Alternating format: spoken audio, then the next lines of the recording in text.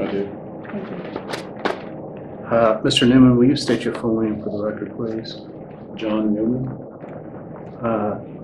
Can I call you John? Yes. John, have you ever given a deposition before? Yes. On how many occasions? Maybe once or twice, maybe 3 times. Okay. Were they all in connection with litigation involving one of your clients? Yeah, probably. And I say probably because it wasn't always called a deposition, but something similar. Okay. When I'm talking about deposition, I mean where you've sworn to take an oath and there's a court reporter and Okay. the deposition's occurring in a lawyer's office. You understand that's what I mean by Okay. a deposition? Yes. Okay. So knowing that, have you ever given a deposition in any setting other than on behalf of one of your clients in litigation? Not that I can recall. Okay. So that we make sure that we're communicating, there are a couple rules we like to follow during the course of a deposition. First of all, there's a court reporter to your left, and she is transcribing literally everything that's said today. For that reason, it's important that we not speak at the same time because it's difficult for her to record 2 people speaking at the same time. Sure. So would you agree to let me finish my question before you start your answer? Yes. And by the same token, I will do my best to let you finish your answer before I start my next question, okay? Sure.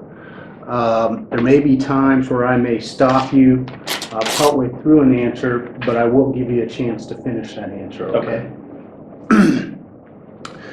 Another key thing about a deposition is that things like or is very ambiguous to us once we get the transcript at the end of the day. So if I ask for yes or no answers, can you give me yes or no answers instead of or Yes. Same thing with head shakes, yes and no head shakes. They don't transfer to the Sure. transcript very well. So will you again give me yes or no answers to Yes. those type of questions? If at any time I ask a question that you don't understand, will you let me know? Yes. And can we have an agreement that if you answer my question, I can assume that you understood my question? Yes. All right. We will probably be here a couple hours, certainly not more than that. But if at any point you need to take a break, you let me know, and I'll look for an opportunity to do that, okay? Okay. You understand the reason you're here today is that you've been identified as an expert on behalf of the plaintiff in a lawsuit filed in Jefferson County by specifically plaintiff being Joe Lunsford. Yes. And you are identified to give opinions with regard to his lost wages arising out of an automobile accident. Yes. Tell me what you do, what your employment is. Tax and financial planning and employee benefits.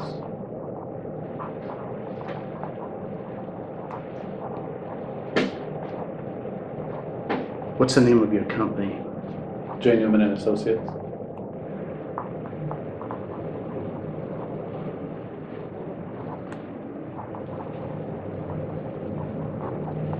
Are you an accountant? I'm not a full-fledged accountant. What do you mean by Yes. not a full-fledged accountant? Because although I've had a strong accounting background and tax background, and I've done tax planning and preparation for over 26 years, and I've taken many, many accounting classes, I have not finished my accounting degree. So by definition, I can't actually say that I'm an accountant. Are you studying to become an accountant? Yes. Where are you studying? Liberty University. How many credits do you have? 98, and I'm almost finished with the current term. So there'll be a few more. So what? So I'm almost finished with the current term. So within the next couple of weeks, that number will go up as far as the number of credit hours. When are you expected to complete would it be a bachelor's degree? Bachelor's degree in accounting. When are you expected to complete that? End of December of 18 or spring of 19.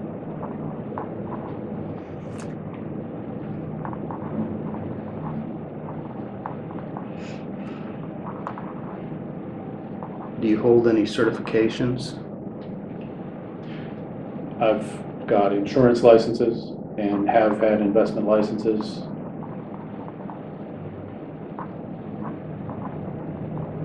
I'm working toward my EA at the moment, What is an EA? enrolled agent.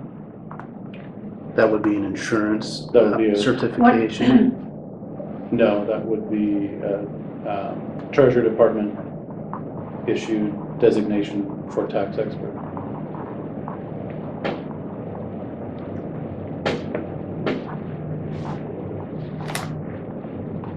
What investment licenses do you hold? I don't currently. So what about certifications? Not necessarily particular certifications, many continuing education classes and courses.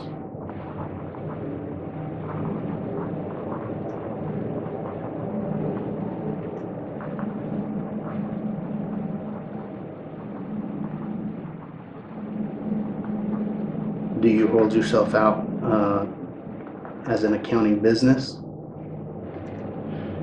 More of a tax planning business per se.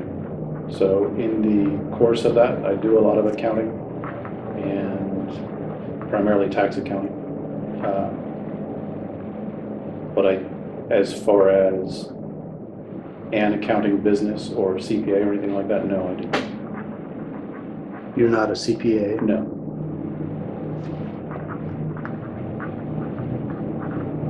When did you start the program at Liberty University? I just started at Liberty this term. This term meaning this fall? Yes. So the 98 credits you have come from some other institution? Yes. What institution is that? University of Maryland, University of Missouri,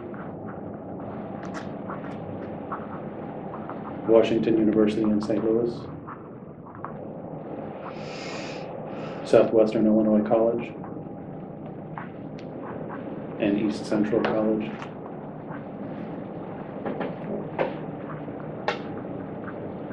As well as CLEP tests and language tests. With respect to Liberty University, are you studying online? Yes. And these other institutions you've listed here, did you attend any of these in person or were these all online? University of Maryland was in person, on base in Germany. University of Missouri was by correspondence.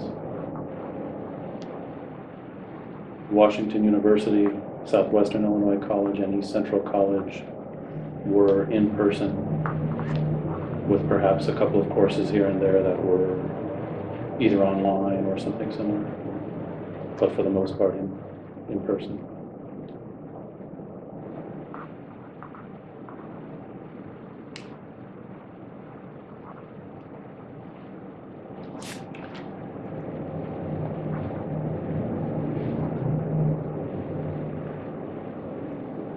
Can you tell me when were you taking classes at the University of Maryland?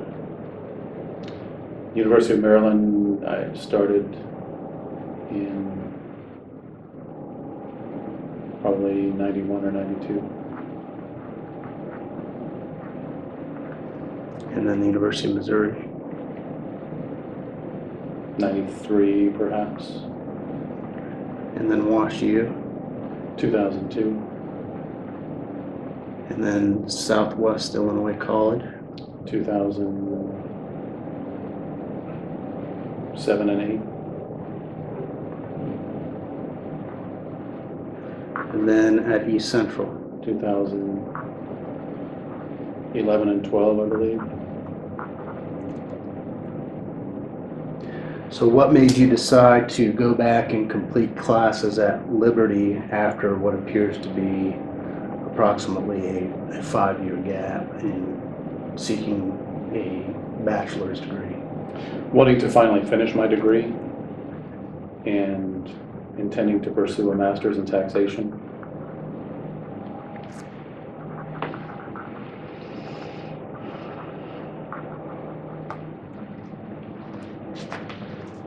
You said the business of John Newman is taxation and then financial planning, correct? Yes. With respect to the tax element, are you simply doing the tax preparation? And what I mean by that is preparing returns for individuals and businesses? Yes, planning and preparation, both.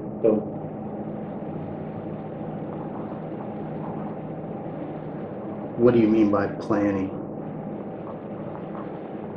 Helping tax clients to not just wait until after the fact, but letting them know ahead of time what different things are going to affect their tax returns and what they can do throughout the year. Those Okay. types of things. And with respect to the financial planning, what do you do in that regard? As regards insurance products, such as life insurance, annuities, and related products, those types of things, how that may or may not relate to their tax implications and things like that. Have you passed the Series 6 examination? I have. I don't have a current registration, but I have had the Series 6, the Series 22, and the Series 66. You passed all 3 of those? Yes. Are any of those current? No, those are not current.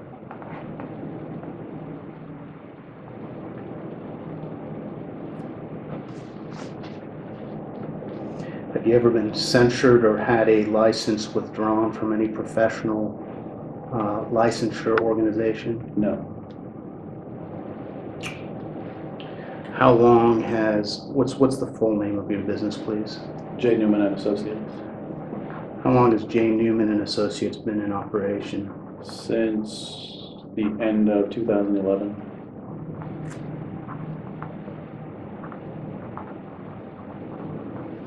What did you do before that? I've worked in tax planning and preparation for other people, as well as having my own business, and I've worked in recruiting, both for the United States Army and for Management Recruiters International, and a slight length of time as marketing and event manager for Bath Better of St. Louis. So there have been a couple of times where I wasn't directly working full-time in tax planning and preparation, but for the most part, that's what I've done. Prior to 2011, when was the next most recent tax planning and preparation experience you had? Every year going back prior to that, just not necessarily having my own business or working full-time, but there were, I suppose, working in a tax office prior to that was 2003 perhaps. Okay, what was the name of that office? It was an H&R Block office in Illinois.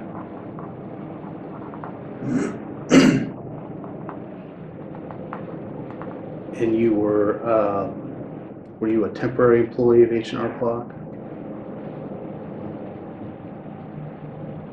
I suppose at that time, at that particular office, it was seasonal full-time.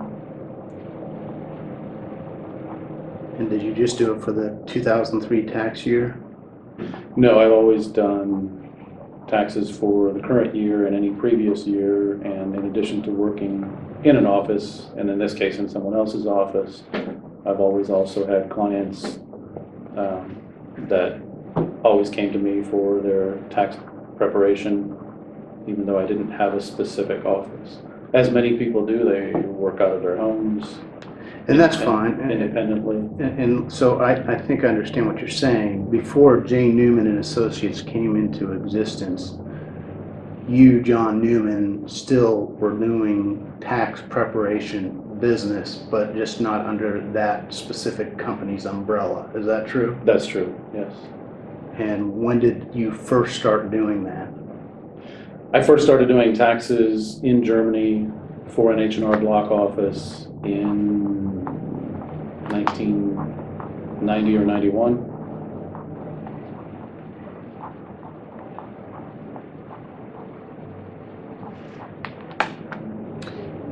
And then when did you first do it as opposed to for H&R Block?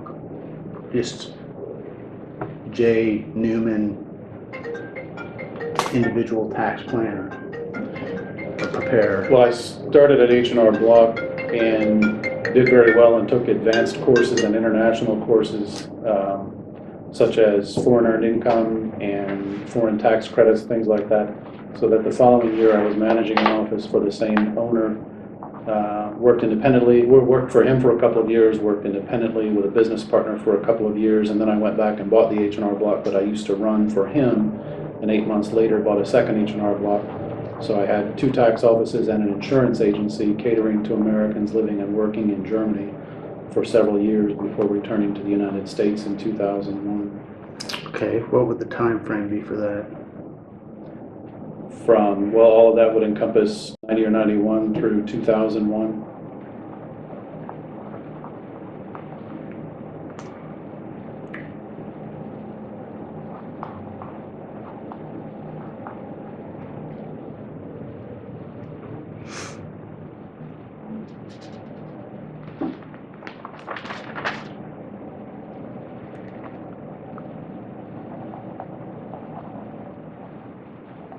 Have you ever been asked to calculate the lost earnings of a business owner before? Yes.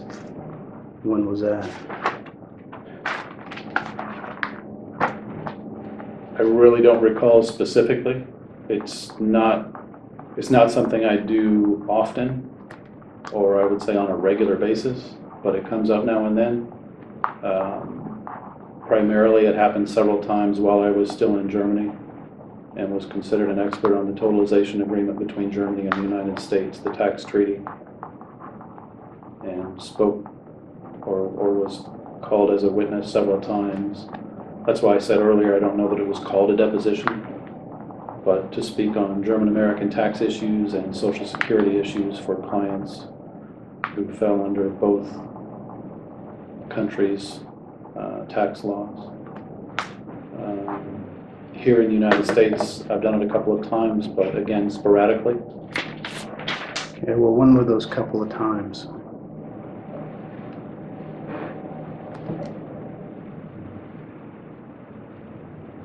Probably in the early 2000s. And it's not when I had my own tax business. I was just asked to help come up with some numbers. But it wasn't in such a formal setting. Did you give a deposition? No, not a formal deposition. You just prepared a report and submitted it? Prepared a report and discussed it without a court reporter or anything more formal. What was the name of the business you did that for, or the person? They were self-employed. I would have to look in my notes to go back and see. I really don't recall. Was it in the context of litigation? There wasn't ongoing litigation, but I was told that there might be, and they wanted to see particular numbers. As I said, it was relatively unofficial. Okay, so you did it once for someone in the early 2000s where it was not in litigation. Is there any other time when you determined alleged lost wages or income of a business owner before? Not for litigation, no. And what about for any purpose?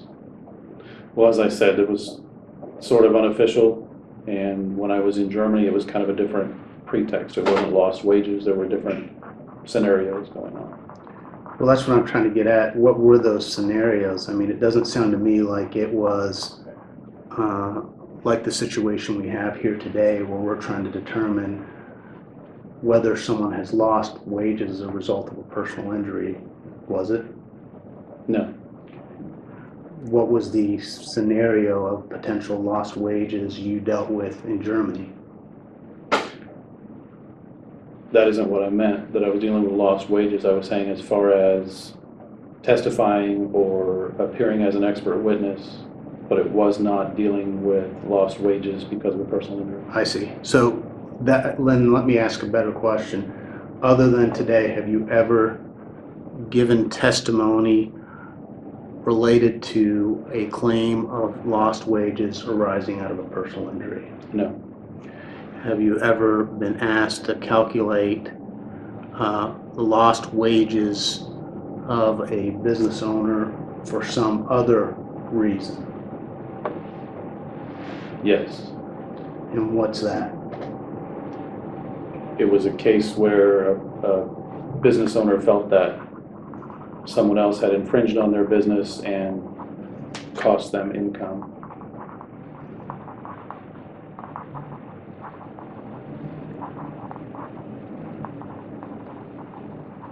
When was that? That was what I was referring to in, I don't remember. In the early Germany? 2000s, perhaps, no, perhaps 2002 or 3 or 4. I see. Somewhere, that was what I was referring to there. Can you pause right here for just a second? Sure. This chair is crooked. I can't take it. Here, take this one.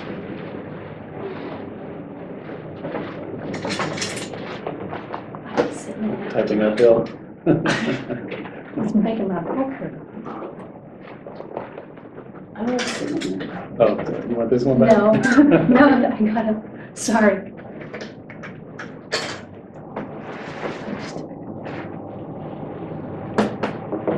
Okay, I'm sorry, thank you. That's okay. When were you first retained in this matter? Retained meaning first contacted, or is there some legal definition for the? Well, yeah, let's try. First of all, when were you first contacted with respect to this matter? Sometime in August, I believe.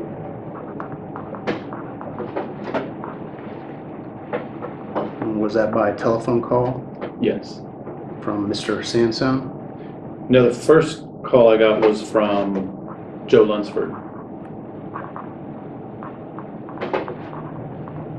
And what did he tell you? He asked if he said, do you remember the accident thing? And I said, yes. And he said, can you look at my tax returns and look at what I earn and what I should have earned and that sort of thing, and talk to my lawyer? And it was kind of vague, but I said yes. That was pretty much all we discussed that first phone call. Okay. And then did you speak with Mr. Sansone? Yes. When did you first speak with Mr. Sansone? Probably within a couple of hours of speaking with Joe. And what do you remember of that conversation? Sort of the same idea. Can you look at Joe's taxes and or financials and look at, what his profits were and or whether you think there was a loss because of the accident and that sort of thing? And I said yes.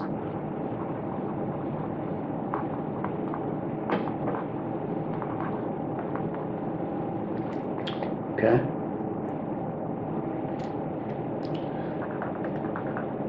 And have you now, what's Exhibit 1? Oh, here's Exhibit 1. I see the sticker.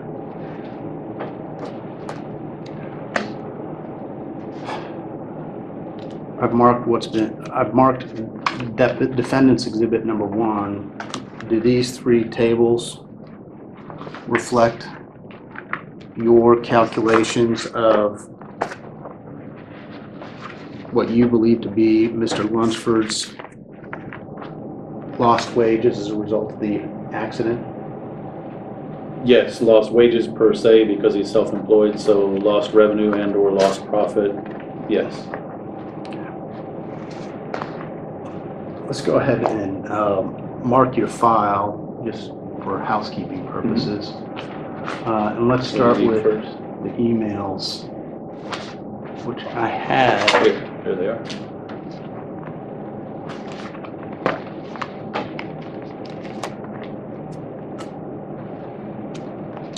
I'm showing you what's been marked as exhibit number 2. Okay. Is this all the communications between you and Mr. Sandstone's office? I believe so. I glanced through this a few minutes ago, and I think this pretty much covers everything.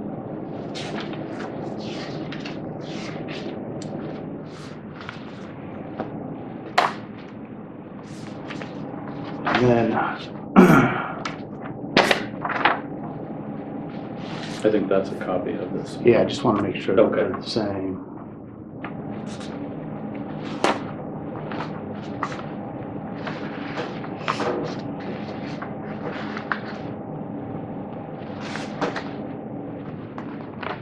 I think the only difference is I printed it in color Yeah. silver red. Okay.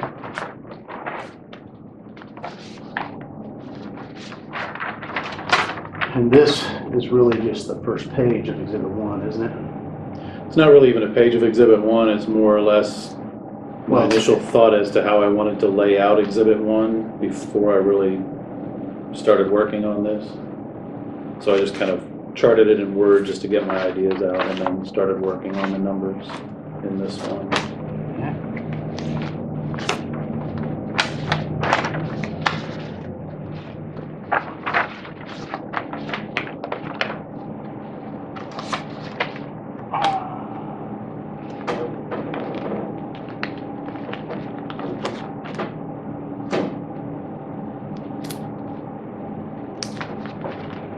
Next, I'm showing you what's been marked as defendant's exhibit number 3. Can you tell me what that is?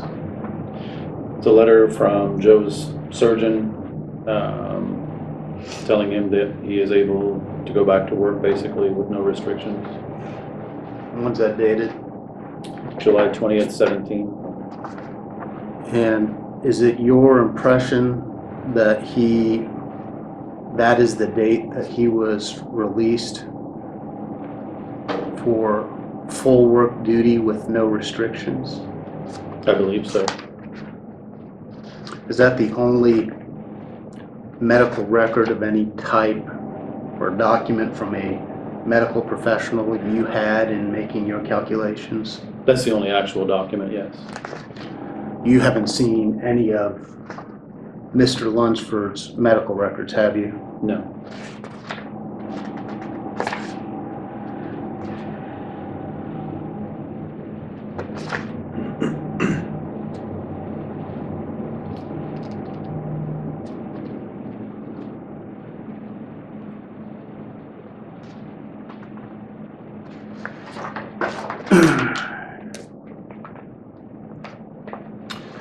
And so for that reason, if I were to tell you that he was released to full work duty with no restrictions from Dr. Gornett on December 5, 2016, actually about 7 months earlier than this, you'd have no reason to disagree with me, would you?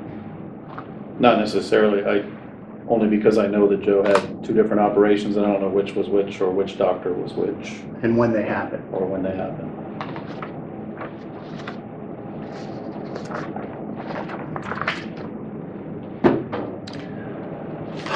Next is, looks like a notepad with 2 pages of notes.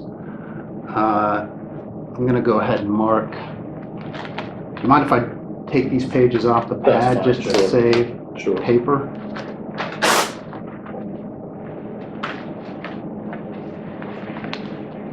Exhibit 4.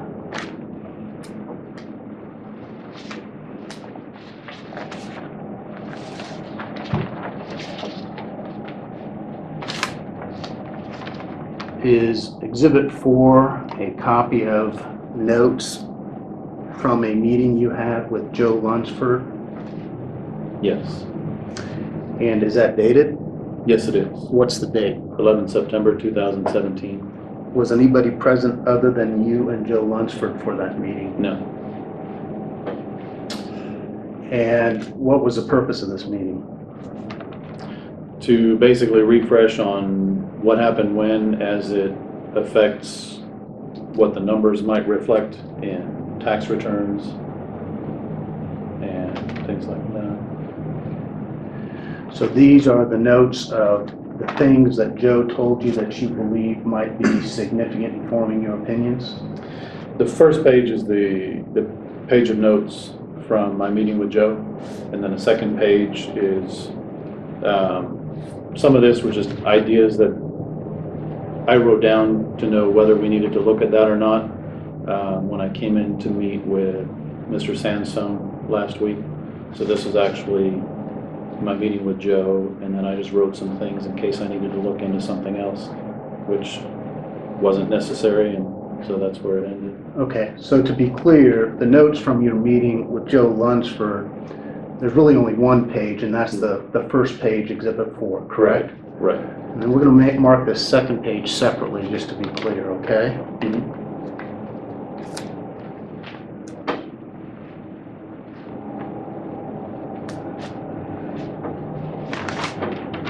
I'm showing you what's been marked as Exhibit 5.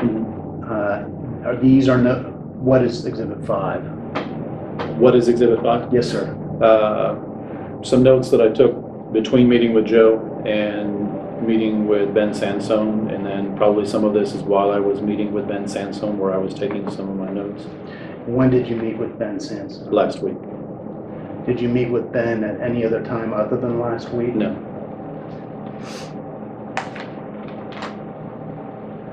And are all of these notes from your meeting last week with Ben Sansone, or are some of these from some other time? I believe some of it is something I jotted down before I came in to meet with Ben, and then some of it I continued to jot down while I was meeting with Ben as I was asking him some questions. Okay.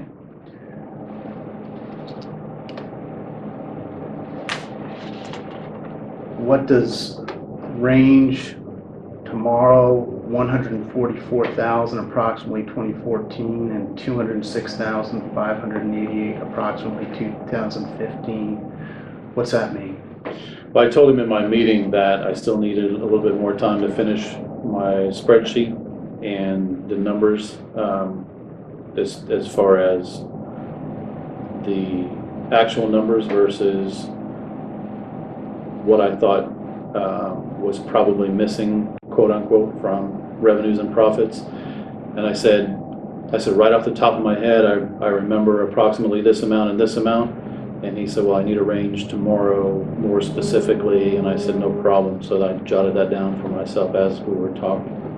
Okay, so that was what your initial impression was of what the range of lost income would be? I think if I recall the conversation as I jotted this down, is that there was like a specific number that right off the bat appeared to be out of order, so to speak, and I hadn't finished with my analysis.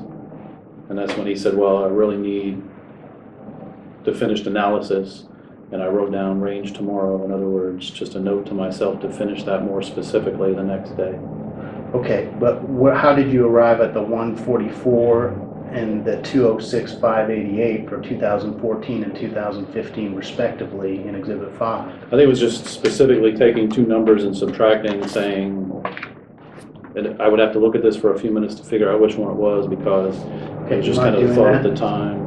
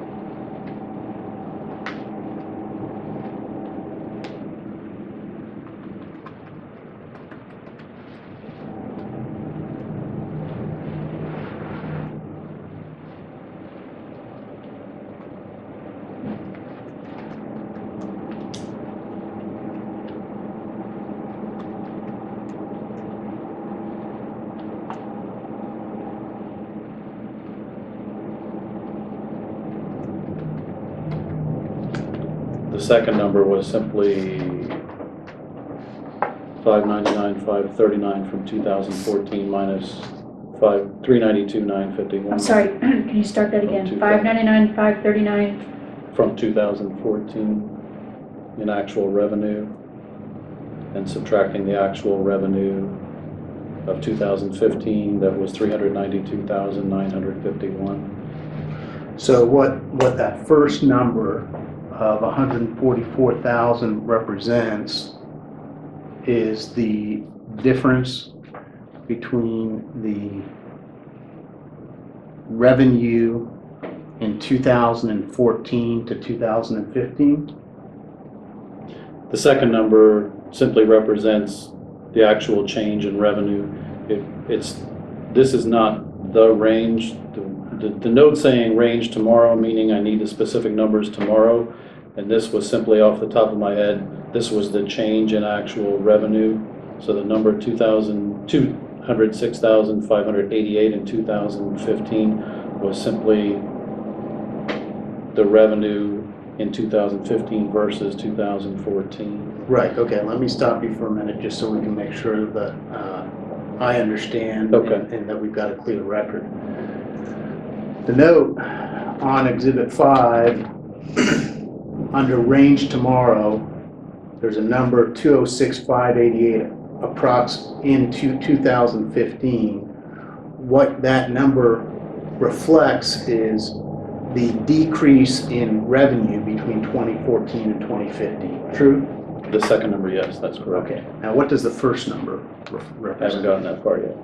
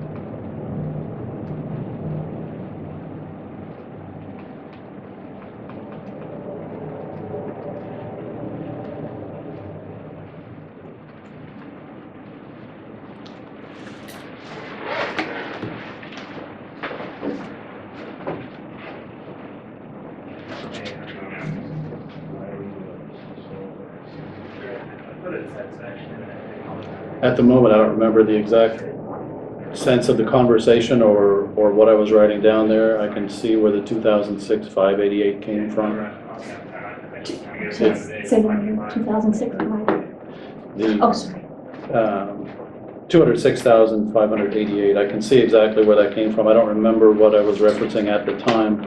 I know that it wasn't the final number, and he asked for the final numbers the next day, was why I wrote range tomorrow. Okay. Excuse me.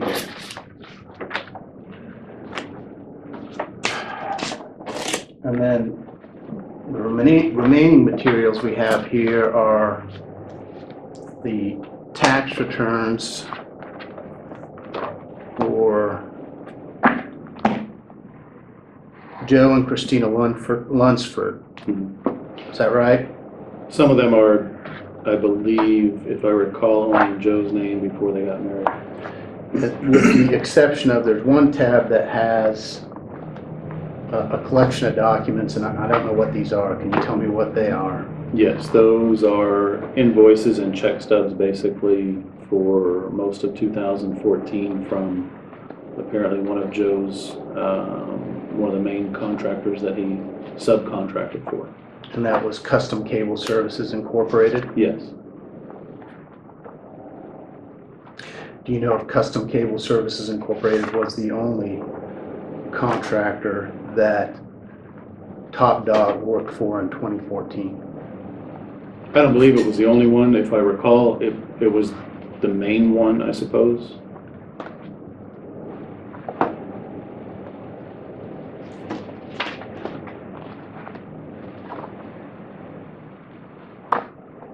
And what year's tax returns did you have available to you? 2011 through 2016.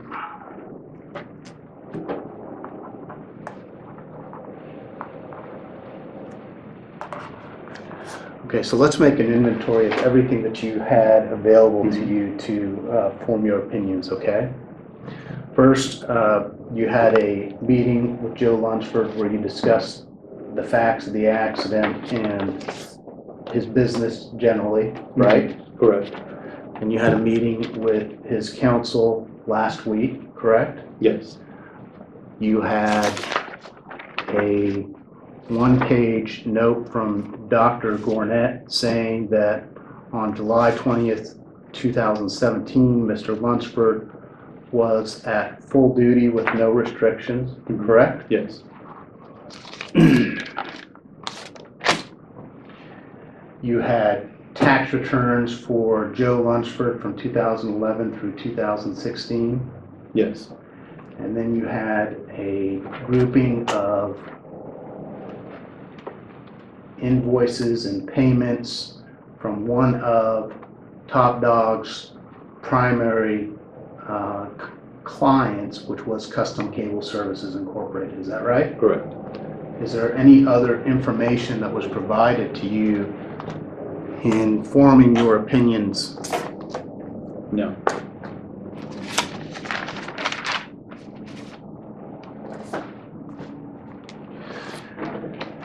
Does John Newman and Associates prepare profit and loss statements? Not very often, but sometimes yes.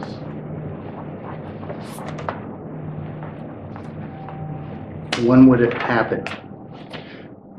If the client requests, and pays for those services.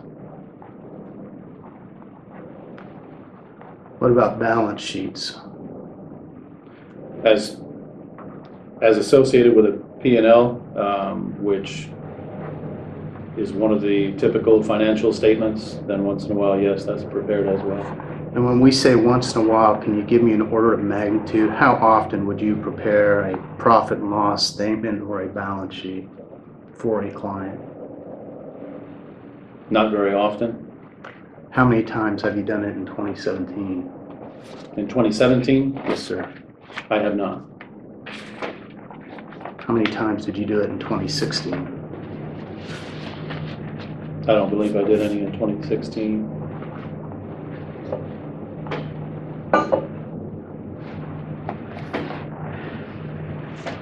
Other than tax returns, do you prepare financial statements for your clients as a matter of course? Well, as I said, not typically the financial statements. The small business clients that I work with, a lot of times either don't need them or don't see the need for them, or don't see the need for the additional cost to actually prepare them.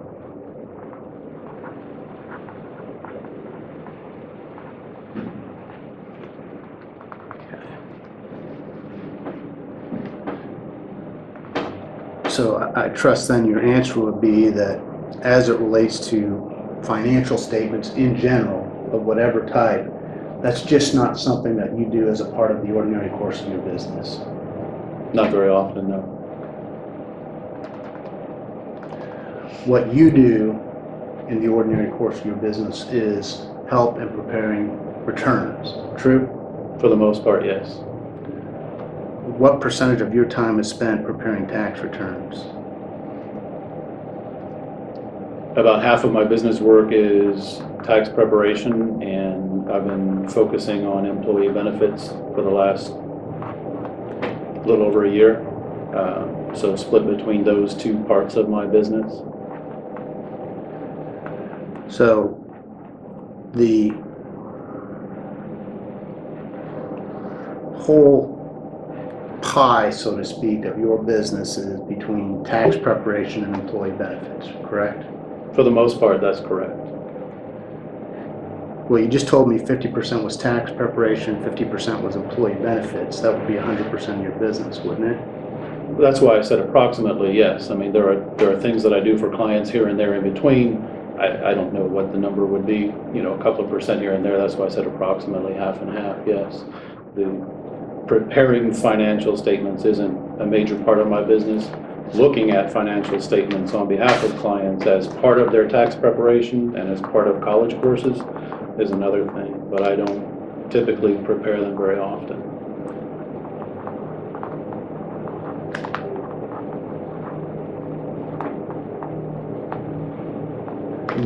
You are not the accountant for Top Dog, are you? Currently, no. Have you ever been? Yes. When were you an accountant for Top Dog? Well, this is why I said earlier, the actual definition of an accountant as having an accounting degree, I am not. Working with accounting issues and advising in accounting issues is another story. So for Top Dog, I did tax preparation and advised on some of those issues from 2012 through last year. But to my knowledge, they don't have specific financial statements prepared for those years.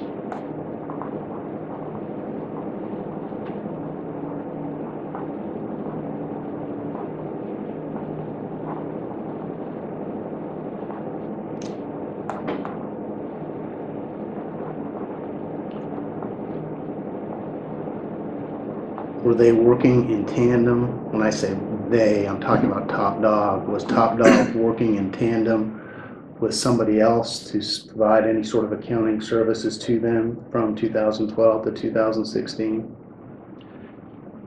From my recollection, off and on, there was someone working part-time in the office doing bookkeeping. I don't know specifically the extent of that or how long that lasted or how often.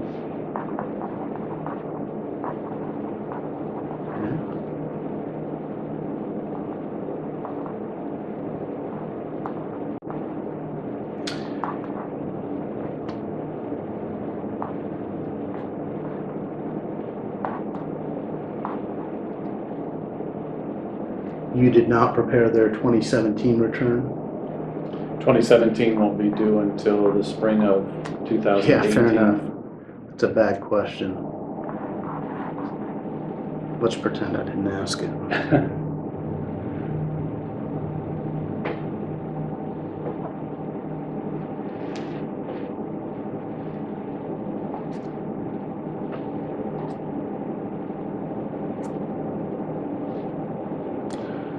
So other than the tax returns, are there any other financial records of Top Dog that you maintain? Not in your currently. office? Not currently? Not currently. Was there a time when you maintained any other financial records of Top Dog in your office? Well, for the time that I was working with Top Dog, I had, all the background documentation to prepare the tax returns, which all those originals, of course, are returned to the owner. So at various times, I had them in my office and maintained them, but I don't currently have them.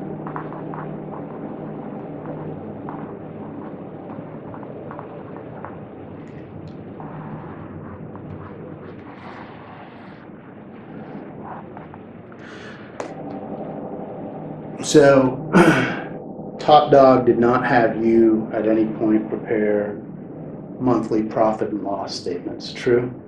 True.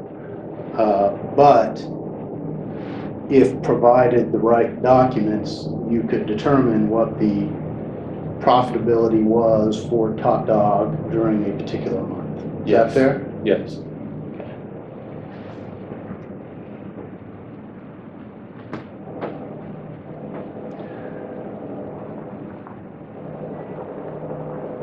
What are you being paid for your services in this case?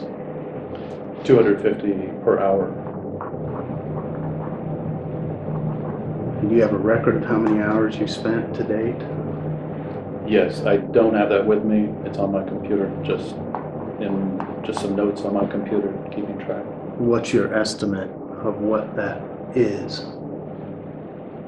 My estimate is around 10 or 11 hours, not including today. So that'd be $2,500 to $2,750 is what you've been incurred in time. Roughly, yes. Have you been paid for that time? There was a retainer fee paid in advance of $2,500.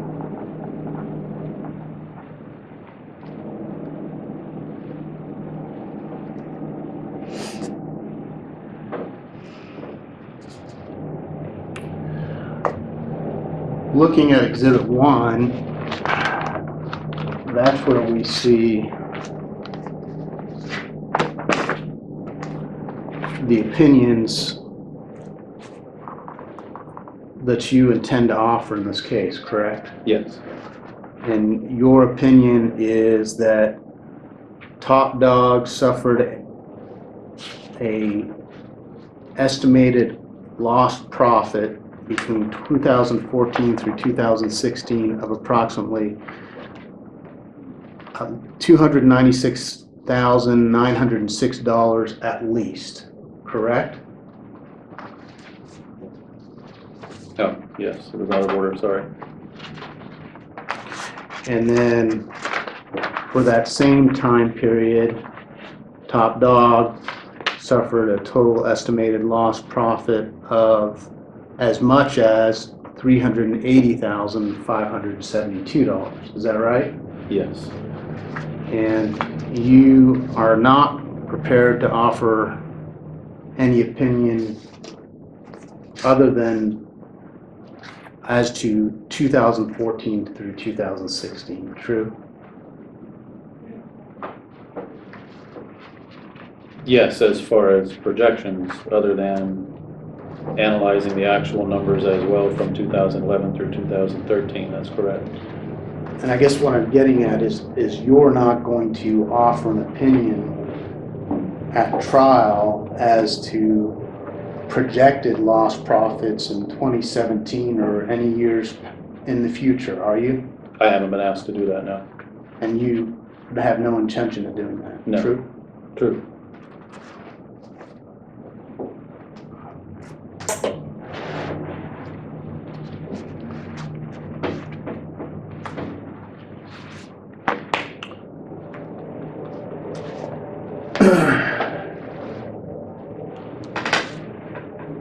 You understand that the claim that Mr. Lunsford is making in this case is that because of his injury, the profitability of his business was impacted.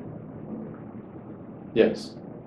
And so what did you do to investigate the nature and extent of Mr. Lunsford's injury? Well, number one, I know Joe from working with him over the last several years, so I know the condition he's been in physically when he comes to my office and everything, but are you talking about during our meeting to discuss this, or? Anything that you did? Just knowing what he was, well, kind of seeing the effects of what he was going through, if you will, when he would come into my office and when I met with him, and then discussing the timeline in our meeting so that I could see from the timeline of what happened, did it affect the numbers in some way?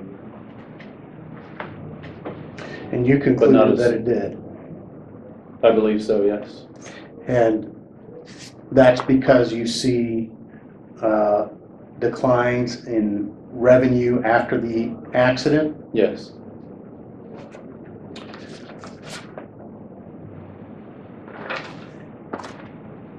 Did you read Joe Lunsford's deposition? His deposition? No. Okay. How about the deposition of his treating doctor, Dr. Gornett? No. Did you look at his medical records? No. Do you have any record or documents that tells you when he was missing time from work because of his injuries? Not records or documents, no. So really, as to the degree to which he was limited in performing his work, you're relying on what Joe told you, aren't you? Yes. You have no other source of information, do you? No other source, no.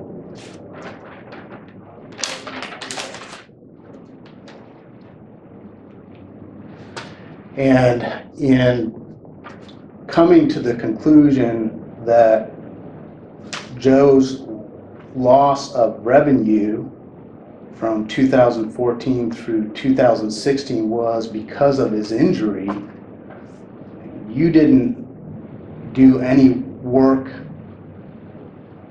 evaluating what was happening in his particular industry, did you? Well, I've worked with other clients in his industry, so I see some trends that way, but most of what I know happened and when it happened, I knew when the things happened because I was working with Joe at the time, and if I needed to speak with him and he couldn't because he had a doctor's appointment or physical therapy or was not on a job site, I mean, I know all of those things as they transpired through our interactions, but not from a medical report or anything like that.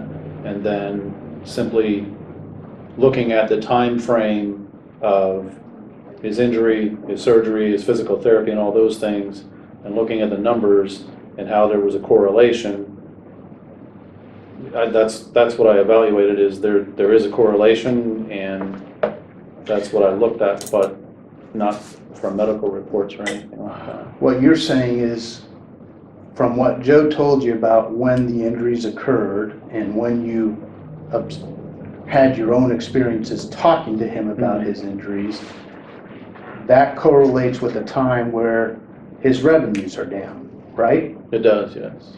But what you didn't do is check to see if there was statistical data from the Department of Labor or some state or federal agency that had any information as to what was happening in his business sector that might also be an explanation for the reduction in revenue. True? That's true. You didn't do that type of an analysis, correct? No, I did not. And you didn't collect any data related to the performance of any of Top Dog's competitors to see if they were also suffering similar losses of revenue during that same time frame. True? True. And did you have any communication with any of Top Dog's customers to determine if they might have some information relevant to why he was suffering the revenue losses that you saw in 2014 and 2015? I didn't speak with his customers. Okay.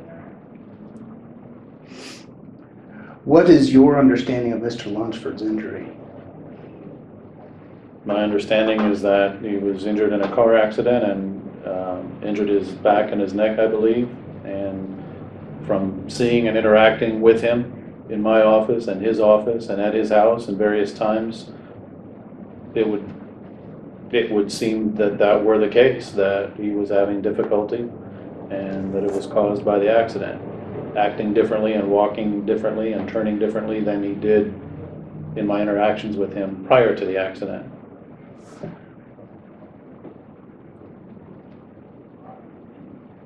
Do you know if he's had any surgical procedures? I believe he's had two. Again, I haven't looked at medical records, but I believe he had surgery on his back and surgery on his neck. Do you know when those surgeries occurred? I have dates that Joe and I discussed that are in my notes on the other page.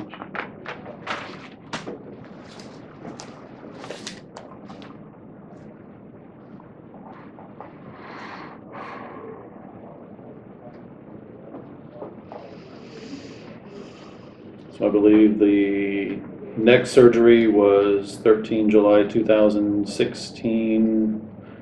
The first back surgery, 25 March 2015. The accident was on or about July 8th, 2014. And then I've got various notes on injections and physical therapy visits and things like that over the course of several months. I don't know how detailed you want me to go through that. And that's just what he related to you, correct? Yes. And it's reflected in exhibit number 4, correct? Yes, correct. But beyond that, you have no further information about his medical history. No. What's your understanding of the nature of Joe's business? He's a cable contractor, low voltage for the most part. Wiring,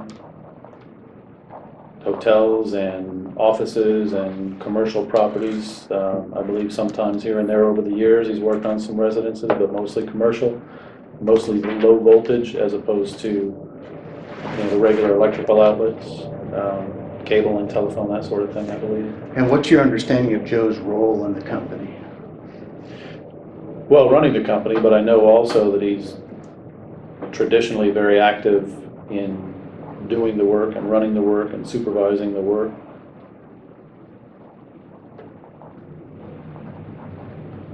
Spoken to him many times when he's actually on the job site or in a bucket at the top of a pole somewhere.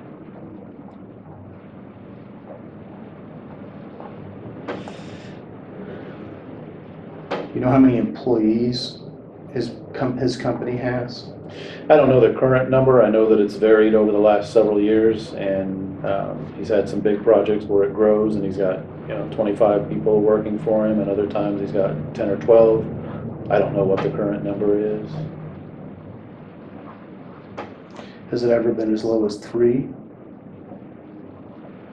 Not to my knowledge. Do you know the structure of the company? Are there other key employees within the company other than Joe Lunsford?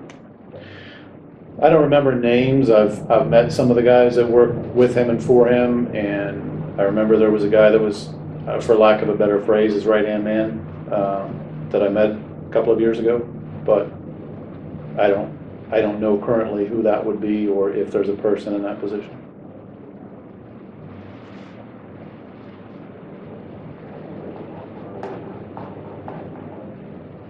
My recollection is that that person sort of supervised the people locally when there was a project going on out of town or out of state, and Joe was usually with the traveling crew or something to that effect.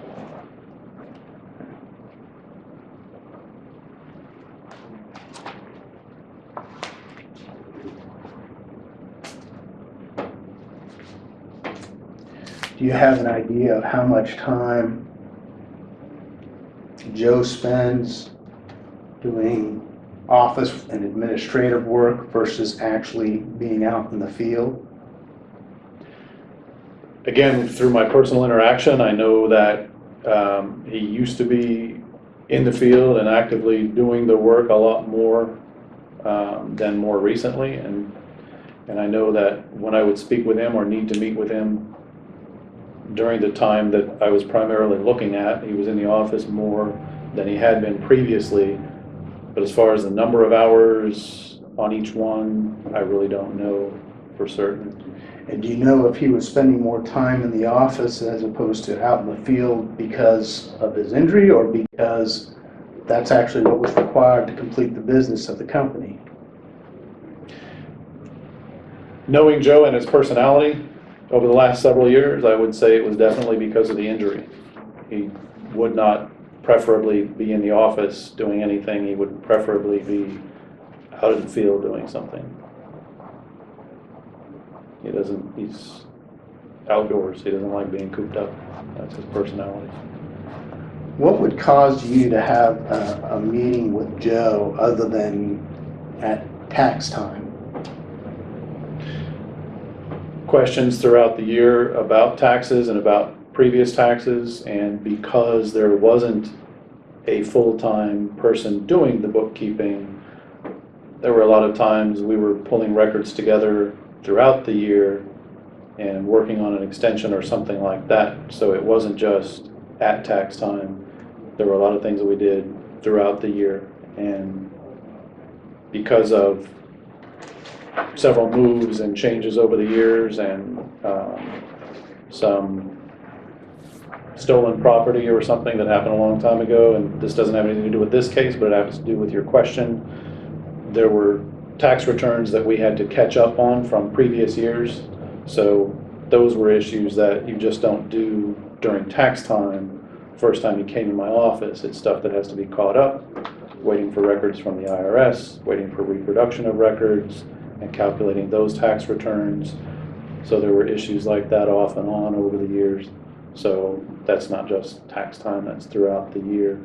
And then on the employee benefit side of my business, we met several times discussing possible employee benefits. So that's why it wasn't just during tax time. So let's talk about 2017. Do you know what proportion of his time is spent in the office versus out in the field? I don't. And are you no longer doing work for Joe Lunsford and Top Dog? For 2016, I did not do the tax returns.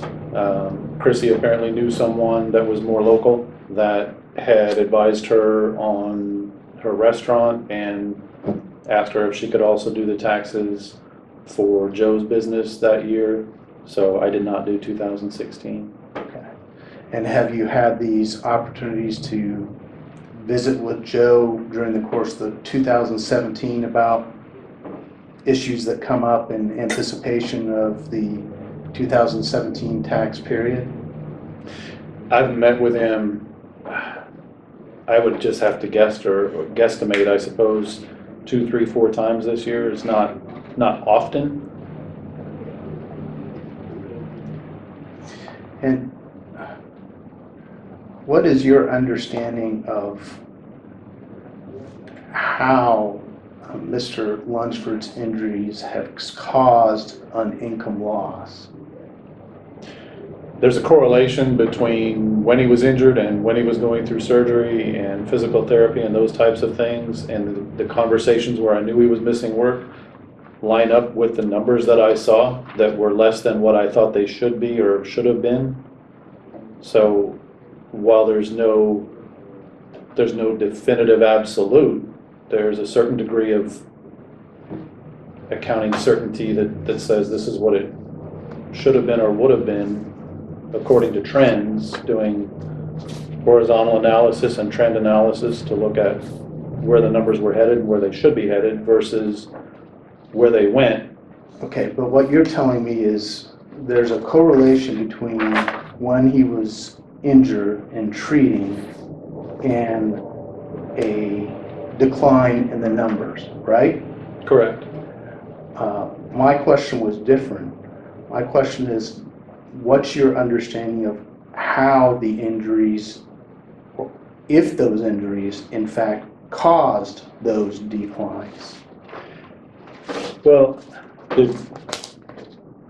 two things that sort of stood out to me. One, first, what I wanted to do was look at the numbers to ensure that there weren't say a bunch of equipment purchases, 5 trucks purchased, something like that, that would increase the expenses and automatically lower the profit.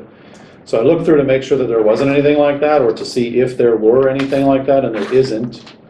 And when I was doing that, the number that did stand out to me, I don't want to say by mistake, but surprisingly, was the fact that the contract labor amount spiked very highly in 2015, abnormally, if you will, compared to the others. So there weren't additional purchases or expenses that were, in my opinion, purposely made to skew the numbers. But the one that stood out was, because Joe wasn't in the capacity that he normally is to go out and supervise the job and do a lot of the work himself, he had to hire a lot more people on contract labor. And some of them that he did hire and sent out, I believe Minnesota or something out of state, that he had a project going on, and he didn't have any proper supervision on those people and had to hire someone else to replace the ones that messed it up. And so that anomaly in the contract labor is what really stands out to me as the biggest expense that Okay, so that what affects you're the saying is, profitability. in addition to a correlation with a decline in revenue, you also saw an increase in contract labor as a Yes. percentage of revenue, right? Yes, And so that's what led you to believe it's not just a correlation, there's a cause and effect here, right? that's one of the main things that stands out to me that looks like. And A what you're potential looking cause and at effect. is on the first page of Exhibit 1. This is just a recount of the actual financial data for Top Dog, right? Page 1, yes. And so, for example, in 2015, we see contract labor as a percentage of revenue being 93.9%, right? Yes, And that's out of range for any other year, true? correct. And even 2014, it's 63.4%, right? Yes, 2014's number is higher than the previous numbers, not as out of line as 2015, but higher than average. And then- So the 2014 number is higher, but you would agree with me, it's only marginally higher than, say, for example, that same number in 2012, true? True, I mean, in 2012, contract labor as a percentage of revenue was only, was 59%, right? yes, And that same number for 2014 was only 63.4%. true.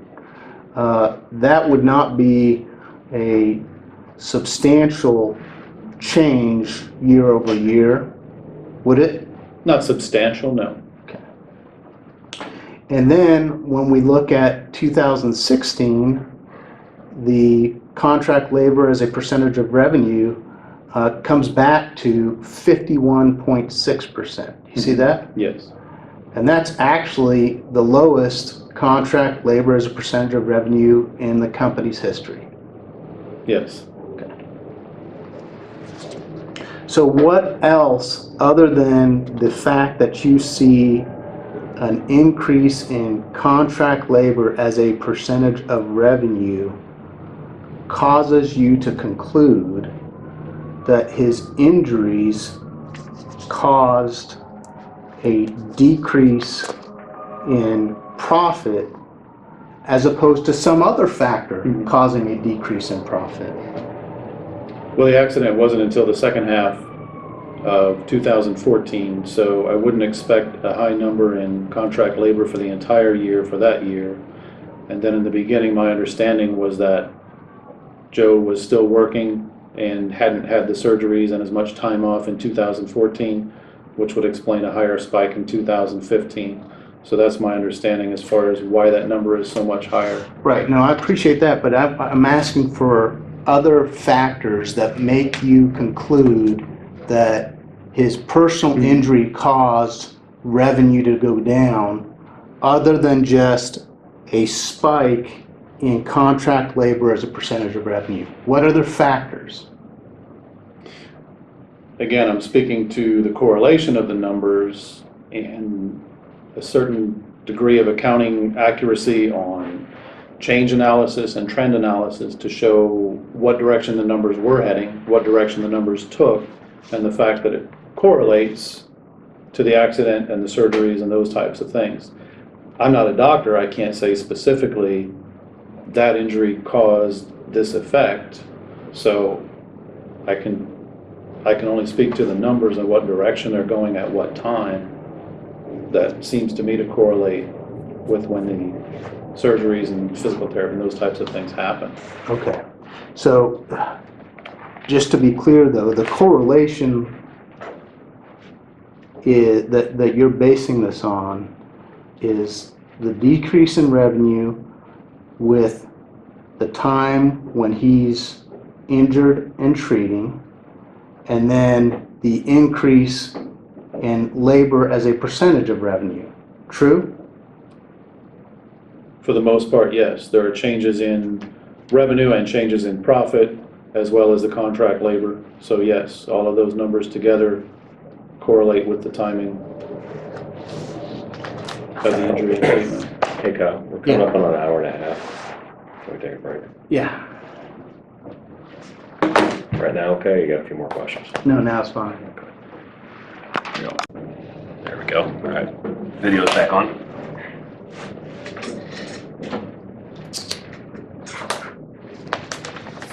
I'm ready whenever you are, John. Okay, yeah, I'm fine. Take another sec. One of the things that, I'm sorry, I'll let you. That's fine. One of the other things that you did in trying to determine if this correlation could be attributed to the injury, you said, is you looked to see if there were any equipment purchases that might explain why profits were down, right? Right. Did you do anything to determine if there was a decrease in demand for Top Dog's services during the years 2014 and 2015? No, I was asked to look at the numbers because that's what I do. But as far as, talking to competitors or things like that, or customers, that's not something that was part of my analysis. This is just a crunching of numbers. Is that fair? Yes. You haven't done any separate investigation as to what was going on in the market, true? Correct. And what was going on specifically with Top Dog's relationships with its customers, true? Correct. And while you understood that Mr. Lunsford had suffered an injury, precisely what that was doing to his company's ability to perform its work, you didn't make any investigation of that either. Not as far as industry and competitors and customers and things like that. Again, I'm going with the numbers, the change analysis through using horizontal analysis and trend analysis, and where the numbers were going, when they took a drop, and that correlates with when Joe was injured and going through treatments and things like that, and where they went after he finished those. But no, as far as doing industry-wide analysis or anything like that, I wasn't asked to do anything like that. So it's strictly the numbers and when Joe was injured and from my own knowledge of where he was at the time. Okay. That's pretty much it. So you're not going to be able to say what work tasks or job tasks Joe was unable to perform for Top Dog, and therefore that's why it suffered any specific loss of profit, true?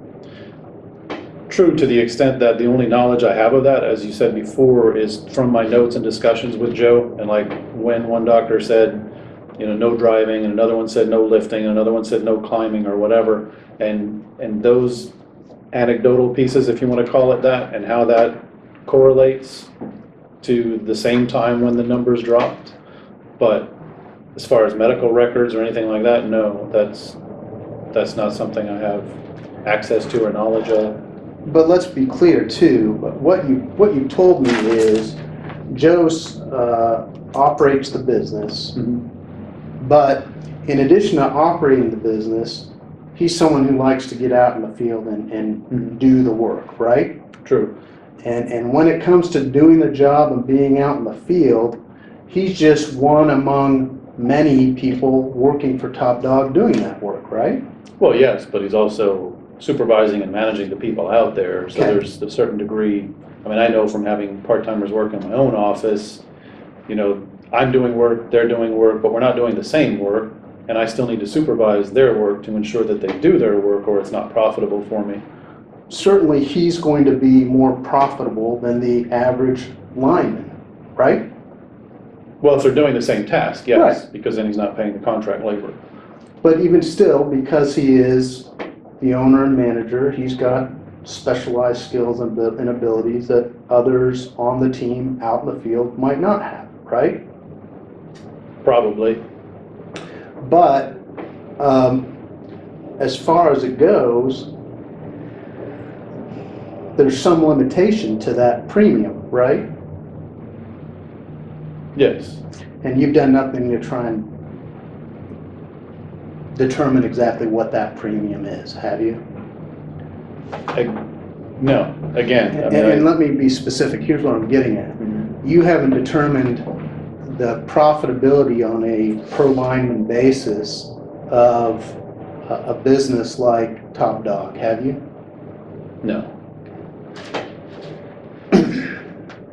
All right, so let's go ahead and take a look at your tables. And again, Exhibit 1 is simply a recapitulation of the totals for a variety of factors from the tax returns, right? Page 1 of Exhibit 1, yes. Okay. And so across the top row is revenue, and that's just the raw revenue that you were able to draw from the tax returns. Correct, yes.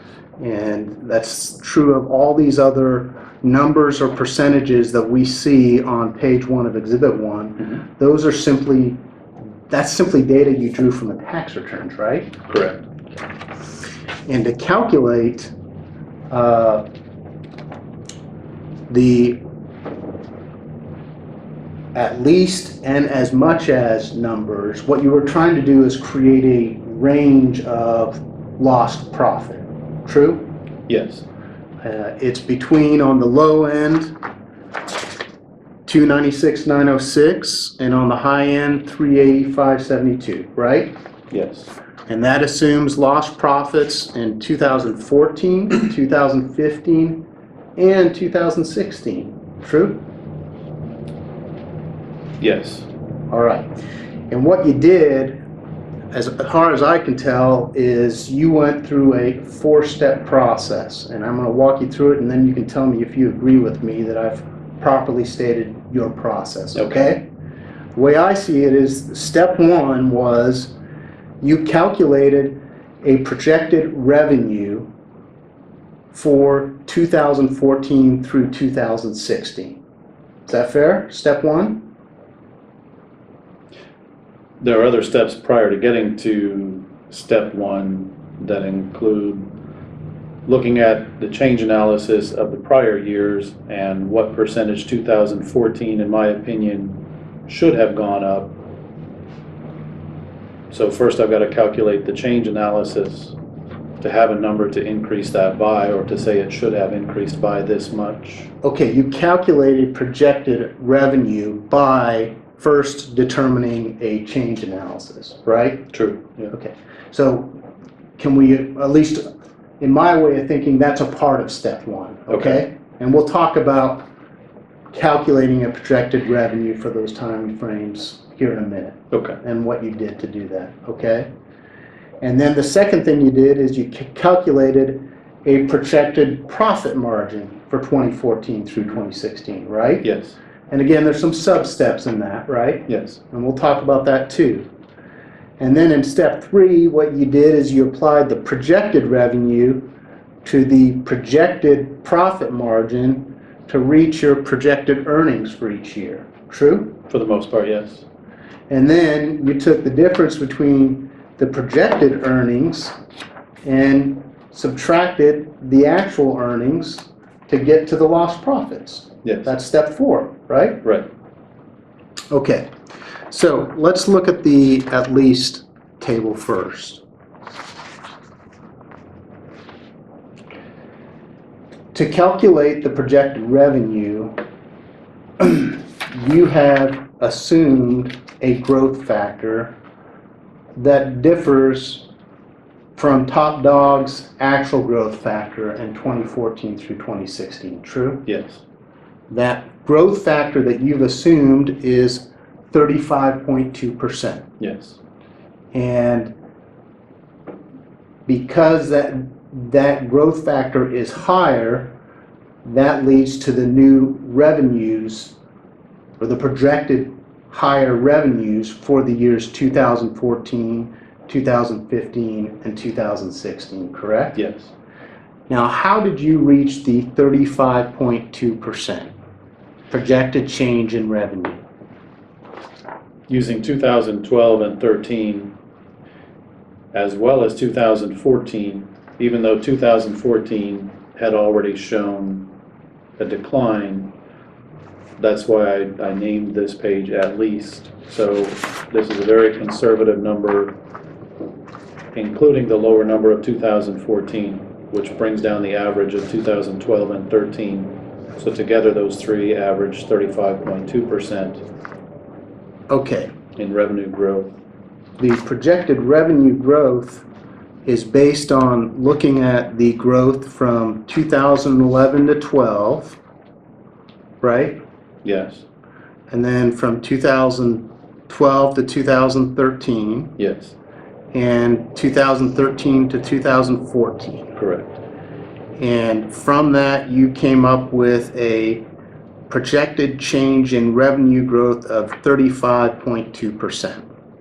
Correct. Okay. And so you applied that growth factor to 2014 and came up with a projected revenue for 2014 of $657,000 instead of $539,339, right? Yes. And that's the actual number. The 599, 539, yes. Okay. And so that led you to calculate an estimated lost revenue of $57,461. Correct. And you did the same thing for 2015 and 2016 using the same 41.2%, excuse me, 35.2% average change, right? Correct.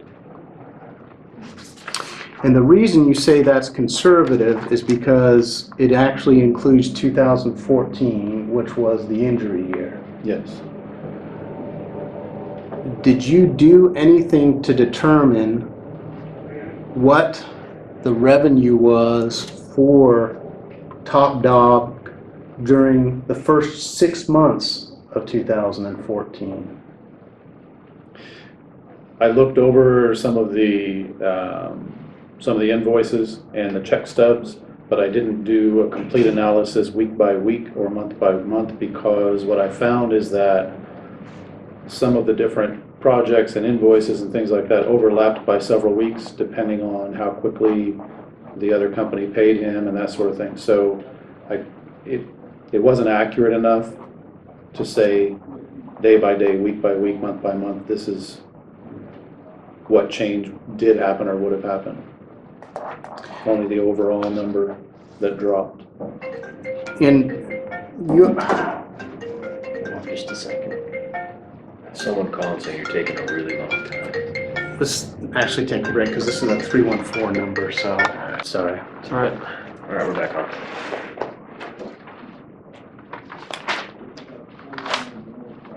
So in getting to your projected change analysis, one of the things that you did is you looked at the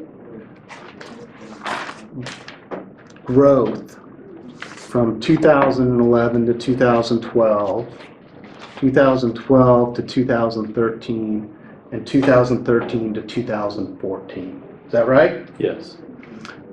So you considered the data from 2012 in determining growth. Partly, yes. But when you get to calculating the profit margin, it doesn't appear that you've considered the 2012 data, have you? Yes, I have. Well, the profit margin, 2014 is the one that I took out. no, I've moved on. The other thing that you do is you calculate a projected profit margin, Mhm. right? And that projected profit margin at 30.1% is the average profit margin for the years 2012, 2013, and 2016, right? Correct. So you chose not to use the 2011 data when calculating a projected profit margin, even though you considered the 2012 data when you were calculating the growth. True? I have to ask you to clarify because first you said 2012 and then you said 2011. Oh, I'm not let sure. me clear up the question because I don't want there to be any Okay. confusion. When you were trying to determine the projected change analysis, Mhm. you considered the data from 2011 to 2012, 2012 to 2013, and 2013 to 2014, right? Yes. But then when you were determining your projected profit margin, Mhm. you didn't use the 2011 data, did you? No, that's because the change from 2011 to 2012 is what I incorporated in the other number, but not actual data from 2011, which was basically the starting year. So I used numbers that were changed from 2011 to 2012 and so on. So because I was calculating that change to the following year, that was the number I used was 2012 as the profit margin as opposed to going back and including 2011. You could have used the 2011 profit margin data. Could have, Why wouldn't you? because in all my other figures I used the most recent 2 or 3 and I didn't go back the previous year other than the change from that year to the following year, and because that was basically the start year where the business just started out. And Well, when you're working on projections and data, you want a robust data set, don't you? you do, but you don't go back So- indefinitely. Well, maybe you don't go back indefinitely, but you'd want more than 2 to 3 years if you could get it, wouldn't you? In some instances. And in this instance, it just so happens that the profit margin for 2011 was the lowest profit margin other than 2015, correct? Right. So by excluding the profit margin data from 2011, that makes for a greater lost profit figure, doesn't it? Well, it does, but when you say just so happens, yeah, it does just so happen that that's a lower number, but the reason behind not using it is because that was basically the starting year where things are just being put together. Once it's an established business, there's a different dynamic than the first year that he started putting things together. So I used the data from 2012 on for that. That was the reason behind that. Well, wouldn't another way to look at it is to see if the 2011 data is out of line with other years and then decide if it's, because it's the starting year, inappropriate? Well, I can't do that because it's not in the middle of another 3 or 4 or 5 years. It's the first year. Otherwise, I could take an average of the years around it. But because I can't go back to 2008 or 9 or 10 because the business didn't exist, that means that I leave that anomaly out. Yeah, but my point is, we know that 16.8% as a profit margin is not necessarily out of line with the profit margin ordinarily experienced by this company. Isn't that true? You could speculate that, yes. Well, let's not speculate. Look at 2020, 2014. What was the profit margin there? 2014 was 20.5. Okay, so that's within 3%, 4%, isn't it? It is, but I'm not looking at what's within a couple of percent of something. I'm looking at, this is the first year that he just started out. That's not indicative of the business as was established after that point. So that's what I looked at going forward. Okay, so why didn't you also then throw out the growth factor between 2011 to 2012, just like you threw out the profit margin for 2011? Well, I didn't throw anything out. Well, you didn't factor it in, Well, I did you? started at a certain point, and the reason is there's a change between 2011 and 12. And that's what I was calculating, is it's change analysis. Right, but you've told me the reason you have chosen not to include the profit margin from 2011 is because of the dynamics of it being the first year of a business and therefore it being in a unique position in the first year, right? True. Why then isn't it also true that when you're trying to do a change analysis, you should throw out the change analysis from year 1 to year 2? Because year 1 is still an anomaly, right? Year 1 was the beginning year. An anomaly, right? By your own words. In regards to the profit number, yes. Well, why isn't it equally an anomaly as to revenue? Well, it's not. I have the revenue on there. I'm taking Right, the but- change between 11 and 12. But wouldn't the change 12. between year 1 and year 2 be anomalous, just like profit margin in year 1 is anomalous? No. Why not? I mean, you can speculate that you could take any of these numbers out, and you can take out 2012, you can take out 2013. You have to have something to work with, so I chose a starting point, and I chose to leave out the profit in 2011 because it just started out, and now in 2012, it's a more of a steady business, and there's my starting point, change analysis from the beginning year to 2012. But what if I could have you, put a number on change analysis on 2011 and went from 0 to 244,000 and come up with a number for change analysis of the previous but the year. company didn't exist Well, in that's- 2010, Well, that's right? my point. So there's And my so- starting point in change analysis from 2011 to 2012. If you had done, what you could have done is change analysis from 2012 to 2013 and 2013 to 2014. Could have done that, right? I could have. But you didn't do that. You could go between these other two pages and come up with 15 different sets of numbers of approximations. And what I'm going on is my experience and my knowledge of the business and the fact that that's when he started. There's a trend, doing horizontal and trend analysis. There's a trend of where it was going, and there's a dip, and then it's going back up. And that's what I had to work with, and that's what I've presented. You can speculate on all these other changes and what ifs, but this is what Just I like- chose to use because this is a change from one year to the next. These are assumptions you've made. I mean, you've No, chosen this to is a use these specific numbers. change. Right, it's a specific change, but the effect of growth, or the growth we're going to attribute to this business, is based on your assumption that we must throw out 2011 as it relates to profit margin, but not throw out the change analysis from 2011 to 2012. That's a fact, isn't it? I'm just gonna object. It's been asked and answered about 4 times now. Go Well, ahead. I want it answered this way. You can also hire your own expert. Well, here's an average margin right here on the first page that takes into account 11 to show you the actual average of those 3 years. And on the as much as and the probable, or on the at least and on the probable / as much as, those are the numbers I chose to go with because in my opinion, that's the direction the business was headed. That's the trend of the numbers. And those are the numbers that I chose to start with.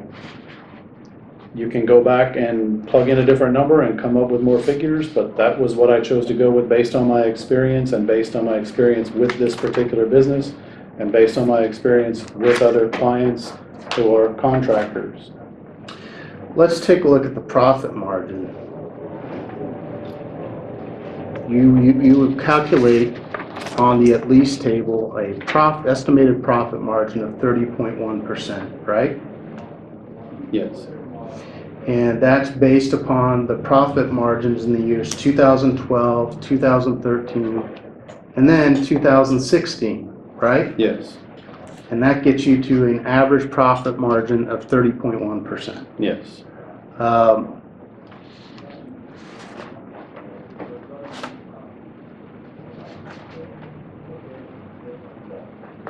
Had you used 2011, what would the average profit margin have been? That I don't know, because 2011 was the beginning year, so I left that number out. 2016 shows that he sort of bounced back after the time that he had the accident and all the injuries and the treatment. And so I actually threw that number in that some would have left out, because it shows, hey, he did bounce back. So throw it in there and show that, yes, No, we're Yes. switching. I was talking about profit margin. yes. Profit margin, Here's the, we know what the profit margin was in 2011, right? It's 16.8%. right, you're asking me about the change No, my question is, if and you why I had used used, 30.1. if you'd used 2011 profit margin in addition to 2012, 2013, and 2016, what average profit margin would that have produced? I don't know. All we have to do is calculate it, right? Right.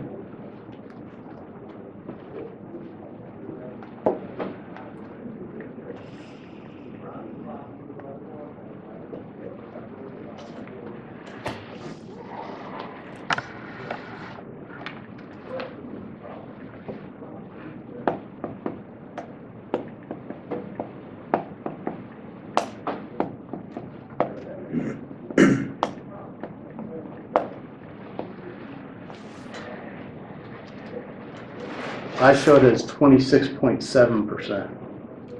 Okay. You have any reason to disagree with that? Not necessarily, without going through the numbers myself, and recalculating everything. Okay. And if we'd used 26.7% as the average profit margin,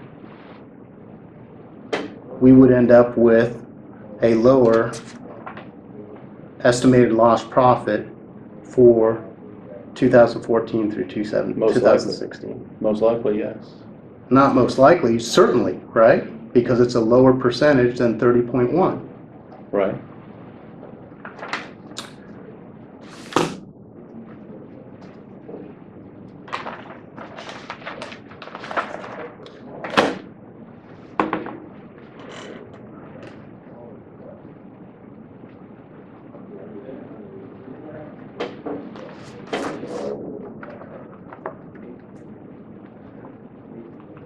By the way, which year had the highest profit margin in the actual data? 2016. Okay. And which year had the highest revenue growth in actual data? From this chart, I really can't tell you, because the revenue growth on 2016 jumps from a loss to the revenue growth. So statistically speaking, it's an inaccurate number, because you can't take a change analysis off of a negative number. Okay. Which year has the lowest percentage of contract labor, or contract labor as percentage of revenue? 16. And what is that number? 51.6%.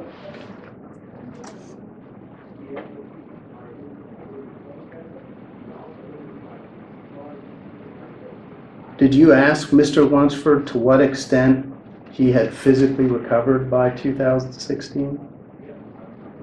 Not in those specific words, but during our conversation, I asked him how he's doing and how he's feeling, and he indicated there are still some things that he cannot do, and still a lot of pain and mobility that he doesn't have that he used to have. But I didn't ask him specifically every task that he can or can't do. I mean, in trying to figure out how the injuries affected profitability, wasn't it relevant to you that we saw growth in every year? The growth rate slowed in 2014, but nevertheless there was growth.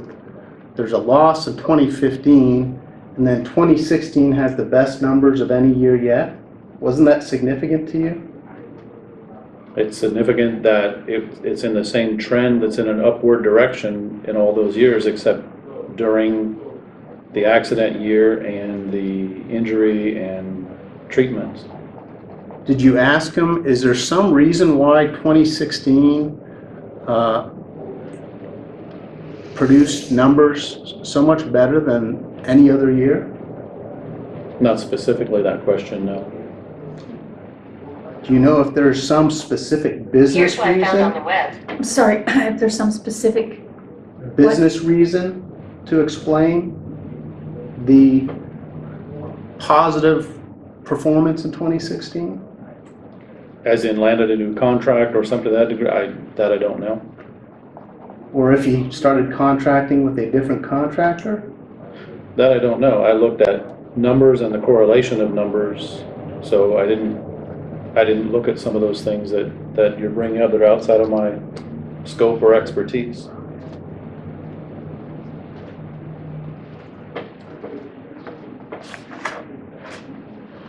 Did you consider, given the fact that the performance in 2016 was better than the performance in 2011, 2012, 2013, and even 2014, that perhaps the business loss had stopped as of 2016 as a result of his injuries? I'm just gonna object to form. What are you basing the performance being better on? Is the contract labor percentage? It's on every number that's on the table.